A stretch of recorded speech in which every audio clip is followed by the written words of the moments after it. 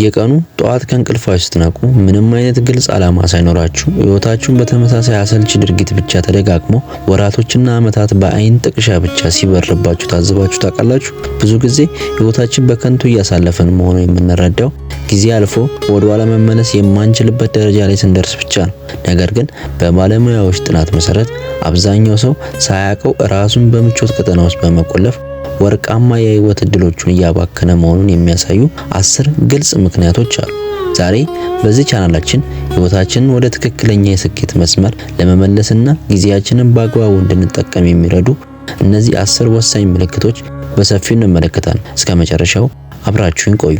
እንኳን ወደዚህ ቻናል በደህና መጣችሁ። ዛሬ የምናየው ይዘት ራሳችሁን በቅንነት ለመገምገምና ነገ ከመቆጨታችሁ በፊት ዛሬ ላይ ትልቅ የአስተሳሰብ ለውጥ ለማምጣት የሚረዱ ወሳኝ የህይወት ትምህርት ነው። ለቻናሉ አዲስ ከሆናችሁ አሁን ሰብስክራይብ በማድረግ የዚህ ቻናል ቤተሰብ ይሁኑ። አሁን በቀጥታ ወደ 10 ነጥብ እንለፍ። ቁጥር 1 በማይጠቅሙ ነገሮች ላይ ሰዓታትን ማጥፋት። በየቀኑ ከእንቅልፉ ከተነሳ ጀምሮ እስከ ማታ ድረስ በማህበራዊ ሚዲያ ላይ ዓላማ የሌላቸውን ቪዲዮዎች በመመልከት ጌሞችን በመጫወት ወይም ቴሌቪዥኖችን በመመልከት ይሄ የህይወትን በከንቱ የማሳለፍና ትልቅ ምልክት ነው። ቴክኖሎጂ እኛ እንዲጠቅመን ከመጥቀም ይልቅ እኛ የቴክኖሎጂ እስረኛ ስንሆን ጊዜያችን ይበላሻል። ቁጥር 2 ሁልጊዜ ማጉረምረምና ሰበብ መደርደር። ባላችሁበት ሁኔታ፣ በስራችሁ፣ በኑሮ ሁኔታ ወይም በሌሎች ሰዎች ላይ ሁልጊዜ ማጉረምረም ግን ሁኔታዎችን ለመቀየር ምንም አይነት ተግባራት እርምጃ አለመውሰድ። ስኬታማ ሰዎች መፍትሄ ላይ ትኩረት ሲያደርጉ ህይወታቸውን የሚያባክኑ ሰዎች ግን ችግሩ ላይ ብቻ በማተኮር ጊዜያቸውን በምሬት ይጨርሳሉ።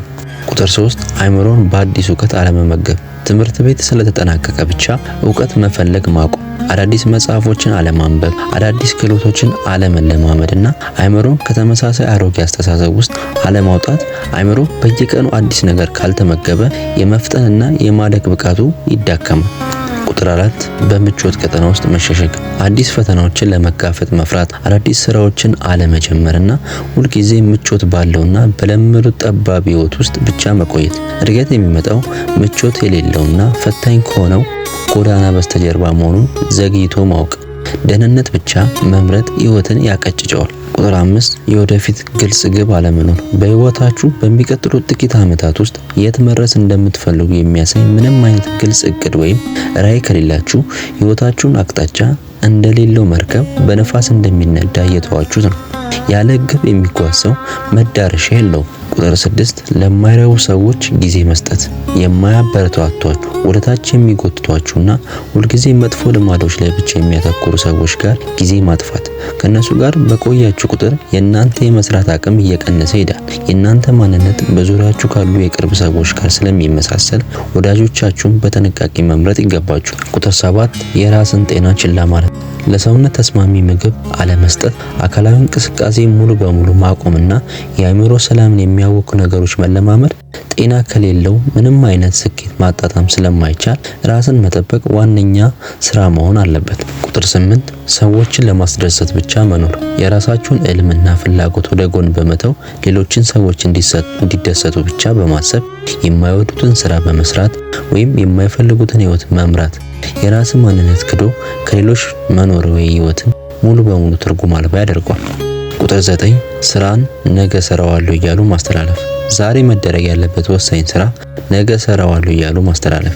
ይሄ ልምድ ህልማችሁን ሁልጊዜ ወደፊት እየገፋ አሁን ያለውን ውድ ጊዜያችሁ እንድታባክኑ የሚያደርግ ትልቅ የስኬት ሌባ ነው። ቁጥር 10 ባለፈው ጸጸት ወይም በነገ ስጋት መዋጥ። ካለፈው የውድቀት ወይም የትናንት ታሪክ ውስጥ ወጥቶ ዛሬን በአግባቡ አለመኖር ወይም ትናንትን መቆጨት ወይም ስለ ነገ በመጨነቅ ዛሬ በእጃችሁ ያለውን ትልቅ እድል ሳትጠቀሙበት ጊዜ ያልፋል።